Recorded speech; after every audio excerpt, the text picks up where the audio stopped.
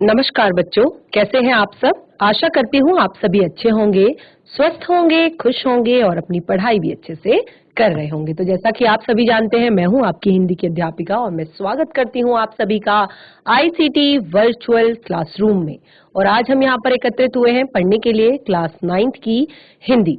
Class 9th की हिंदी में हमने अपने पिछले सेशन में हमारा पार्ट स्टार्ट किया था, जो कि हिंदी व्याकरण का है विराम चिन्ह।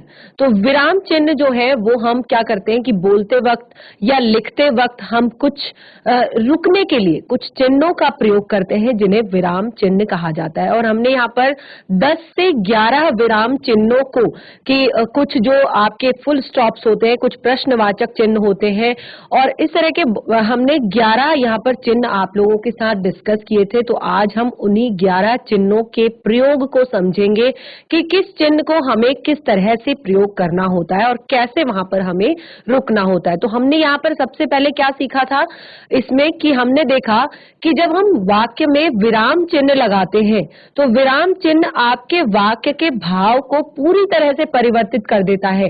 तो अतः विराम चिन्ह लगाते वक्त हमें सावधानियां बरतनी चाहिए, और किन किन तरह की सावधानियां बरतनी चाहिए ये भी आज हम यहाँ पर सीखेंगे। तो रेडी हो जाइए आप सभी अपनी कॉपी पेन पेंसिल लेकर, हम चलते हैं स्मार्ट बोर्ड की तरफ। शुरू करते हैं आज का सेशन। सभी बच्चे ध्यान पूर्वक पढ़ेंगे और समझने का प्रयास करेंगे। तो हमने अपने पिछले सेशन में स्टार्ट किया था यहाँ से कि विराम चिन्ह जो होते हैं उनका अर्थ होता है, विराम का अर्थ होता है रुकना। ठीक है, तो विराम का अर्थ होता है रुकना। और आप देख सकते हैं दो सेंटेंस से, दो वाक्यों से हमने क्लियर किया था। देखिए आप देख सकते हैं दोनों वाक्य बिल्कुल सेम है, जैसे कि रोको मत जाने दो, रोको मत जाने दो। लेकिन आप देखो कि हमने विराम चिन्ह यहाँ पर लगाए हैं, कुछ विराम चिन्ह हमने यहाँ पर लगाए हैं जिनके कारण इनके भाव में परिवर्तन आ रहा है। यानी कि बिल्कुल आपका भाव जो है, अभिव्यक्ति का जो भाव है वो पूर्ण रूप से परिवर्तित हो रहा है। जैसे आपने देखा रोको मत जाने दो, ठीक है। फिर दूसरा आप वाक्य देखेंगे रोको मत जाने दो। तो पूरी तरह से भाव यहाँ पर परिवर्तित हो रहा है वाक्यों का। इसी के आधार पर हमने यहाँ पर कुछ ऐसे शब्द भी बताए थे, जैसे हमने कहा श्याम ने राम से कहा आज रास्ते में एक ट्रक व एक बस की जबरदस्त टक्कर हुई। ठीक है, तो उसने ये बात कही और उसके बाद राम बोला अच्छा।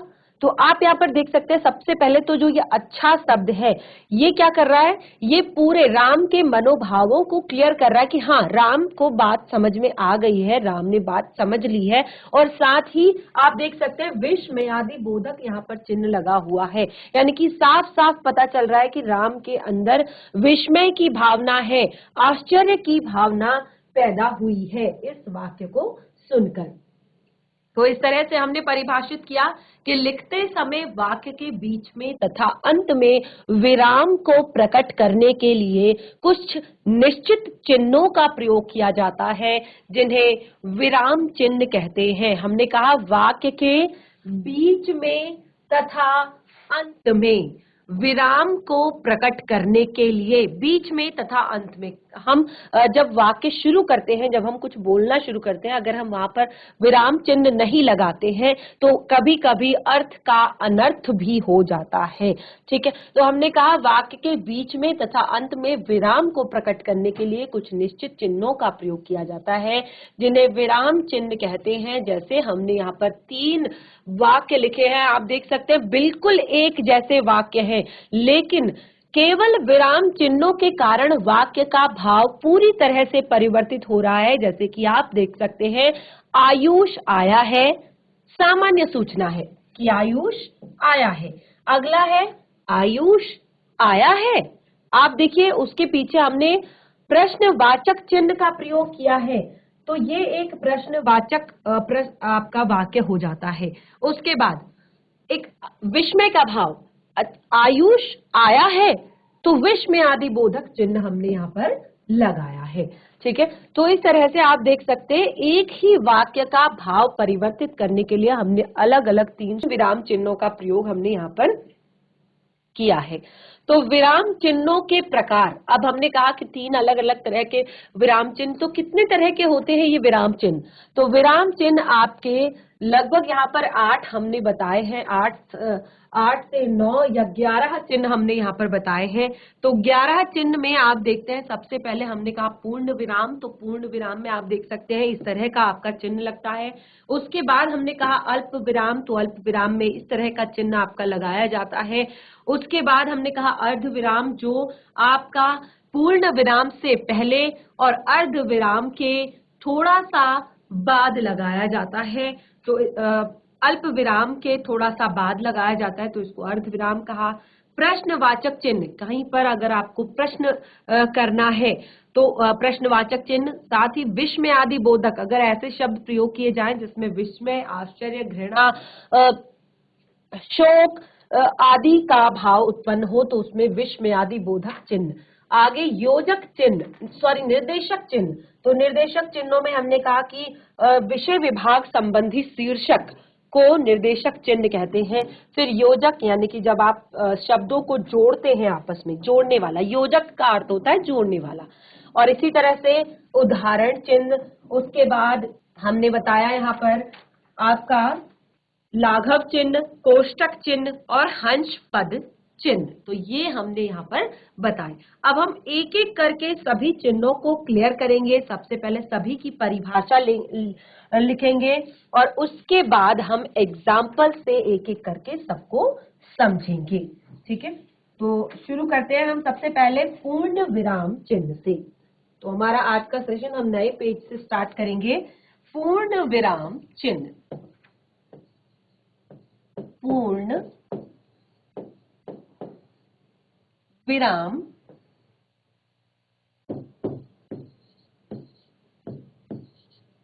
चिन्ह, पूर्ण विराम चिन्ह। तो अब देखिए पूर्ण विराम चिन्ह कब लगाया जाता है, पूर्ण विराम चिन्ह कब लगाया जाता है, इसको हम पहले पूरी तरह से यहाँ पर क्लियर करेंगे, तब एग्जाम्पल से हम लिखेंगे। देखिए कब, जब भी वाक्य के पूर्ण होने पर, जब आप वाक्य को समाप्त करते हैं, चिन्ह के साथ में आपको यहाँ पर प्रदर्शित करूंगी, चिन्ह के साथ में आपको यहाँ पर दिखाऊंगी। तो देखिए इसकी परिभाषा हम लिख लेते हैं कि वाक्य के पूर्ण होने पर, अर्थात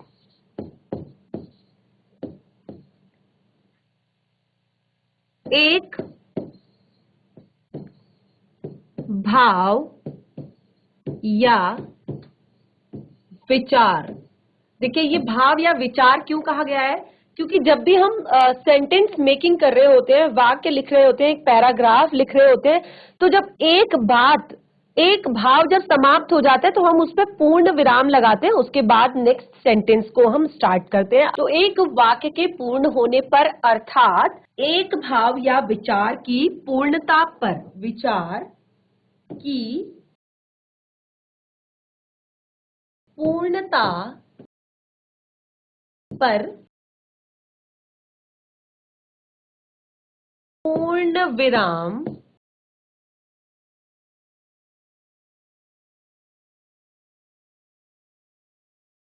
चिन्ह का प्रयोग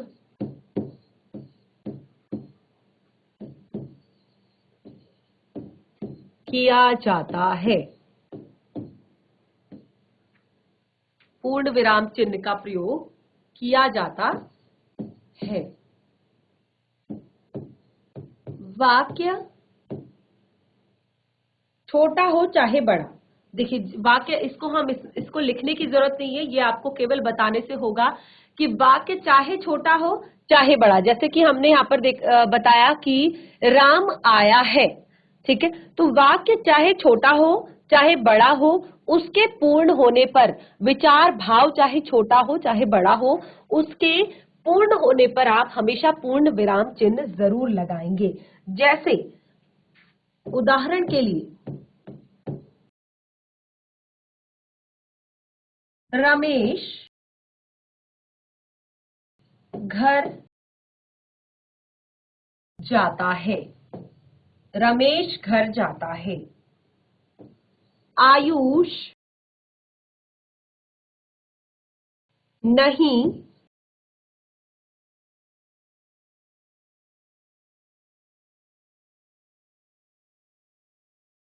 आयुष नहीं पढ़ता है, जल्दी आओ। तो इस तरह से आप देख सकते हैं तीनों वाक्य, हमने कहा वाक्य चाहे छोटा हो चाहे बड़ा हो, सबके अंत में सबकी पूर्णता पर, सबके पूर्ण होने पर पूर्ण विराम जरूर लगेगा। कि रमेश घर जाता है, आयुष नहीं पढ़ता है, तो सबके अंत में पूर्ण विराम आपको यहाँ पर दिखाई दे रहा है। ठीक है, इस तरह से आप देख सकते हैं पूर्ण विराम का हमने यहाँ पर प्रयोग किया है। तो ये तो हमारे थी पूर्ण विराम की बात। आगे हम कहेंगे, सबसे पहले हमने पूर्ण विराम को पढ़ा, अब हम पढ़ेंगे अल्प विराम। तो दूसरा हमारा पाठ है अल्प विराम। नंबर 2, अल्प विराम। अब अल्प विराम का चिन्ह हमने किस तरह का बताया था, इस तरह का।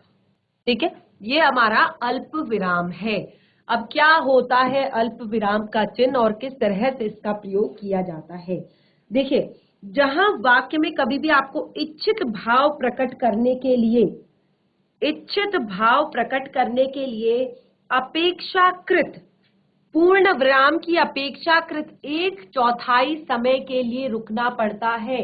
जैसे कि हमने कहा कोई भी शब्द हम जिस तरह से कहते हैं, अगर देखिए ये एक, जैसे अगर हम संबोधन के बाद अगर इस बात को कहते हैं, जैसे हमने कहा आयुष तुम इधर आओ, तो बहुत सारे बच्चे अगर वहां पर हैं, आप संबोधित कर रहे हैं आयुष को, तो आप कहेंगे आयुष तुम इधर आओ। तो आप देख सकते हैं हमने यहाँ पर अल्प विराम लगाया है, आयुष के बाद हमने अल्प विराम लगाया है। एक और एग्जाम्पल, जैसे सुनो मेरी बात ध्यान से सुनो, मेरी बात ध्यान से सुनो। ठीक है, तो आप यहाँ पर देख सकते हैं यहाँ पर भी हमने अल्प विराम लगाया है। तो इस तरह जहां पर हम पूर्ण विराम से पहले इन उदाहरणों को हम फिर से लिखेंगे। अभी इसको आप नोट डाउन नहीं करेंगे कॉपी में, क्योंकि अभी हमने परिभाषा नहीं लिखी है, तो इनको हम फिर से लिखेंगे।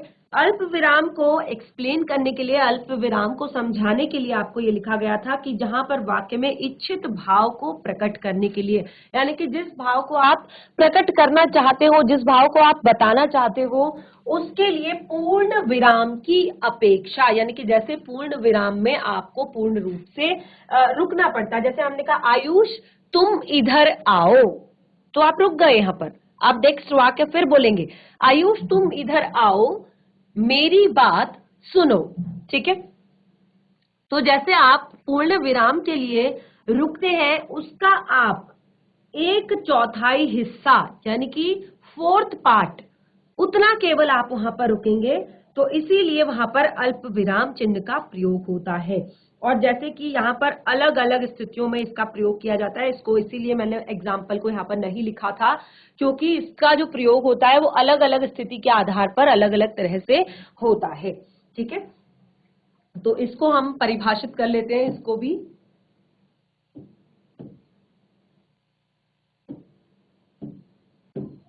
जहां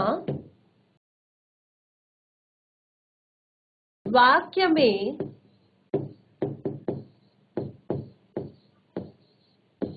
इच्छित भाव को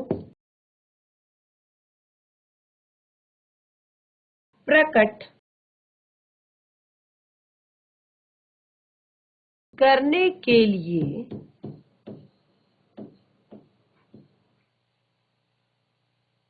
इच्छित भाव को प्रकट करने के लिए पूर्ण विराम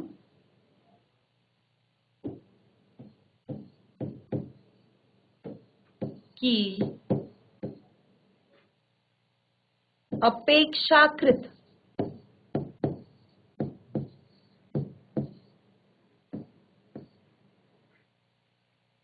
एक चौथाई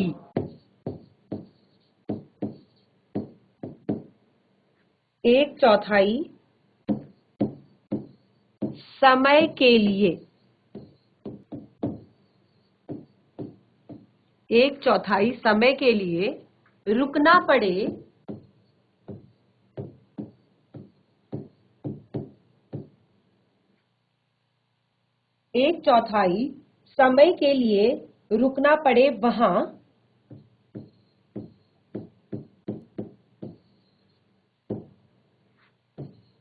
अल्प विराम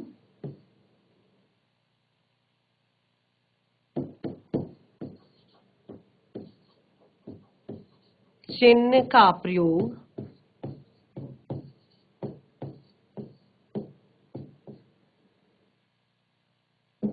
होता है।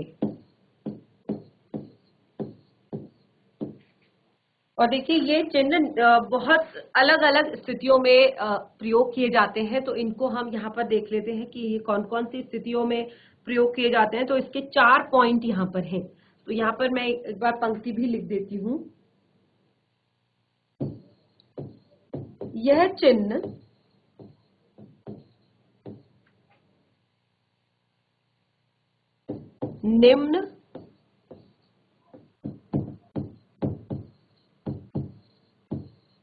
निम्न स्थितियों में प्रयोग किया जाता है। देखिए जब इस तरह की सिचुएशन होती है तो तब इसको प्रयोग किया जाता है, इस तरह के चिन्ह को प्रयोग किया जाता है। कौन कौन सी स्थितियां हैं वो हम देख लेते हैं। सबसे पहली स्थिति है समान स्तर के दो या दो से अधिक शब्दों।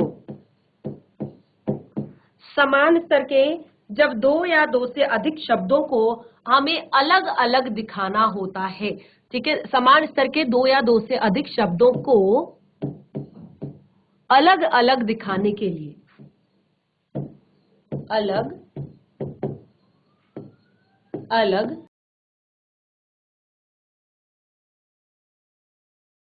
दिखाने के लिए, जैसे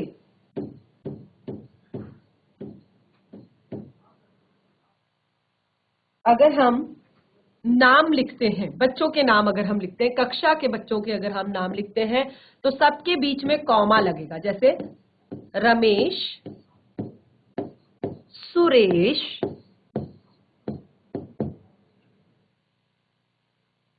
हरि, अजीत, प्रणव, नमन,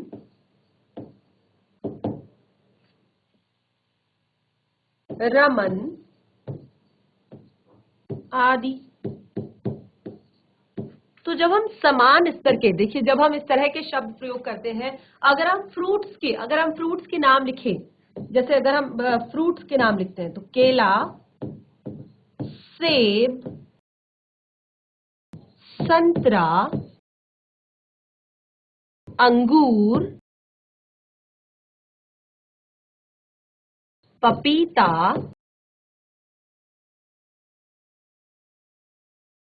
आदि, ठीक है।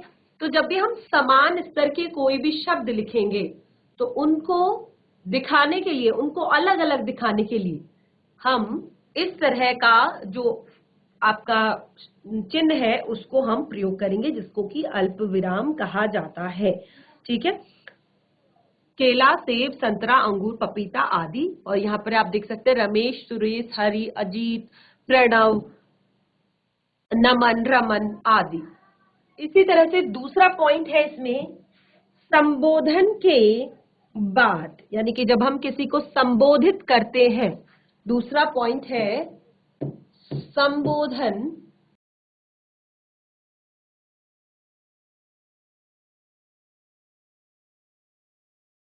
के बाद। जब किसी को संबोधित किया जाता है तो उसके बाद भी इस तरह के चिन्ह का प्रयोग किया जाता है, जैसे कि अभी अभी मैंने आपको एग्जांपल दिया था, आयुष तुम इधर आओ।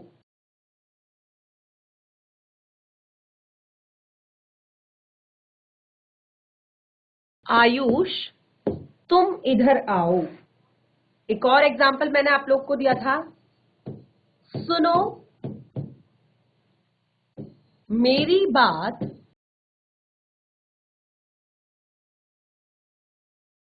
को ध्यान से सुनो। मेरी बात को ध्यान से सुनो। तो संबोधन करने के बाद यहां पर देखिए हम दोनों में ही संबोधन कर रहे हैं। सबसे पहले आयुष को और फिर सुनो, यानी कि ये भी एक आपका संबोधन बोधक शब्द है। ठीक है, हमने यहाँ पर बहुत सारे शब्द पढ़े हैं कि विस्मय आदि बोधक शब्द क्या होते हैं, हर्ष बोधक शब्द क्या होते हैं, तो उसमें ये भी एक शब्द आता है आपका संबोधन बोधक शब्द। ठीक है, तो ये सुनो भी आपका संबोधन बोधक शब्द है। तो हमने कहा संबोधन के बाद भी आपका अल्प विराम लगाया जाता है। तो आप यहाँ पर क्लियरली देख रहे हैं अल्प विराम को। अगला पॉइंट बताया है उदाहरण चिन्ह से पहले।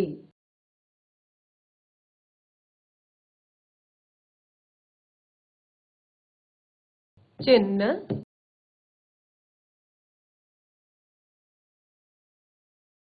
से पहले।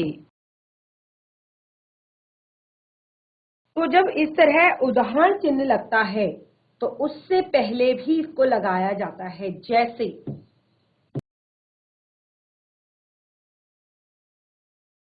जैसे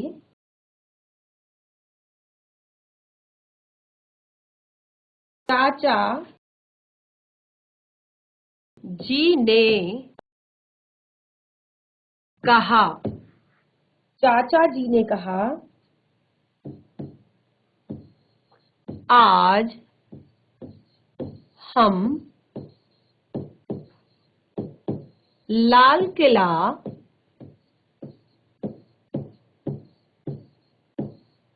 देखने जाएंगे।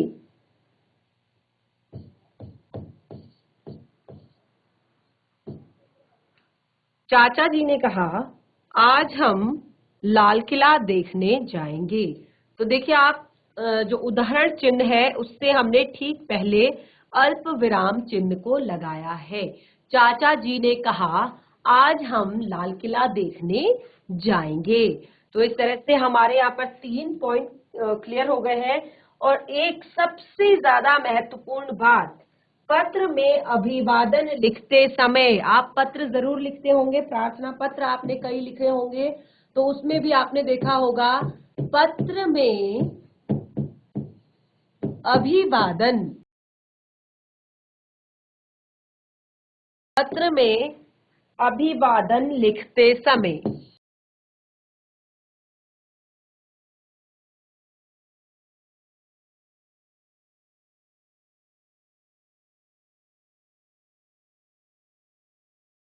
जब पत्र में आप अभिवादन लिखते हैं तो उस समय भी आप इस तरह के चिन्ह का लिखते समय और लास्ट में अभिवादन लिखते हैं और लास्ट में समापन के समय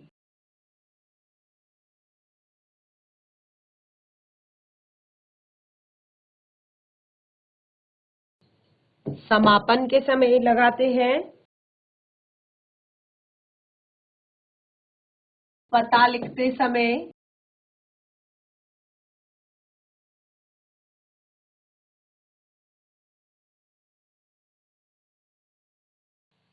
पता लिखते समय महीने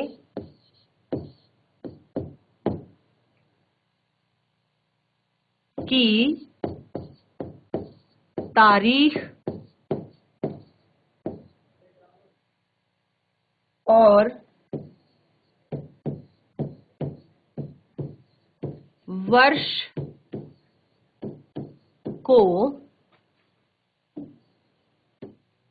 अलग अलग करने के लिए पत्र में अभिवादन लिखते समय, समापन करते समय, पता लिखते समय और महीने की तारीख और वर्ष को अलग अलग करने के लिए आप लिखते हैं। जैसे अगर मैं आपको यहाँ पर पूरा एग्जाम्पल देती हूँ, उदाहरण के तौर पर देखिए, ध्यान पूर्वक समझिएगा।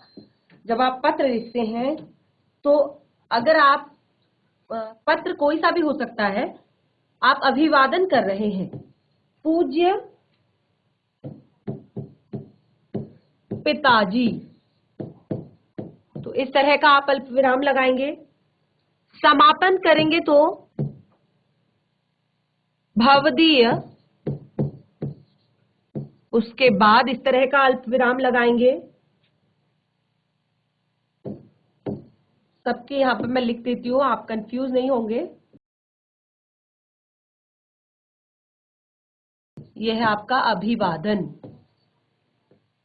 ठीक है। ये है आपका समापन, ठीक है। उसके बाद अगर आप एड्रेस लिख रहे हैं, ठीक है, अगर आप एड्रेस लिख रहे हैं कुछ भी,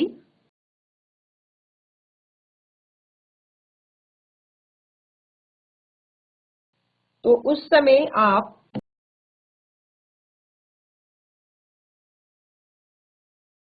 डेट और तारीख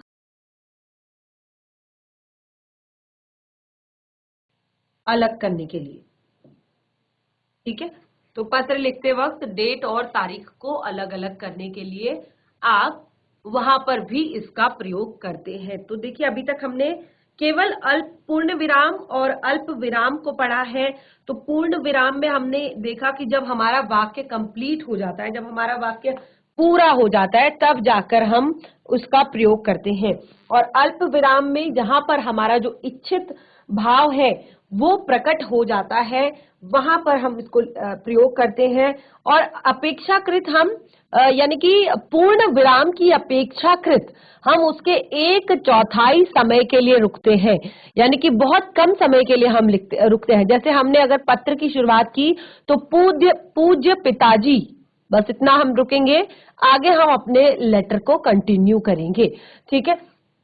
इसी तरह से अगर हम संबोधन कर रहे हैं तो हम आयुष तुम इधर आओ, तो हम साथ में ना बोलकर कुछ सेकंड्स का गैप यहां पर ले रहे हैं, ठीक है।